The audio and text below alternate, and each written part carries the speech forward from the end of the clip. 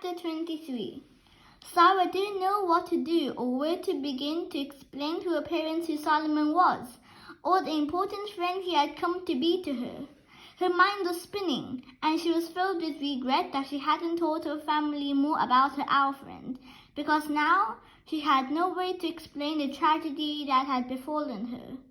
She had turned entirely to Solomon for guidance and comfort, and all had but severed those kinds of ties with her own family. And now she found herself faced with the loss of Solomon. She felt truly alone with no place to turn. She didn't know what to do with Solomon. The ground was still frozen and hard, as she knew she couldn't manage to dig a grave for him. The thought of tossing him into the coal furnace in the furnace room, as she had seen her father do with dead birds or mice, was just too awful to even think about.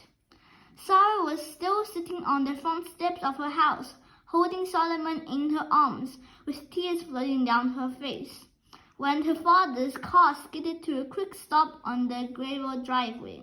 He came rushing out of the car, carrying Sara's red book bag and crumpled pile of books. Sara had forgotten all about her things left on the side of the road. "Sara, Mr. Matson called me at work. He found your bag and books on the side of the road. We thought something had happened to you. Are you all right?" Sara wiped at her wet face, embarrassed to have her father see her like this. She wanted to somehow hide Solomon, to continue to keep him a secret, and at the same time, she wanted so much to somehow find some comfort in telling her father everything. "Sara, what has happened? What's wrong, sweetheart?"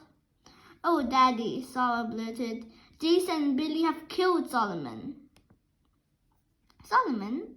her father questioned, as Sara opened her coat to let him see her dead friend. "Oh, Sara, I'm so sorry." He had no idea why this dead owl was so significant to her, but it was clear that Sara was experiencing real trauma. He had never seen his daughter like this before. He wanted to take her in his arms and kiss her hurt away, but he knew that whatever had happened here was much too big for that. "Sara, give Solomon to me. I'll dig a grave for him behind the chicken coop. Go inside and get warm." Only then did Sara realize how very cold she was. She reluctantly released her precious bundle and put Solomon in her father's arms. Sara felt weak, so sad and so very tired. She stayed seated on the steps as she watched her father gingerly carrying her beautiful Solomon out of view. She smiled limply through her tears as she noticed how seriously and dedicatedly her father was carrying this feathered bundle, somehow seeming to understand how valuable it was. Sara flopped onto her bed, still fully clothed. She kicked her shoes off onto the floor and sobbed into her pillow and then fell asleep.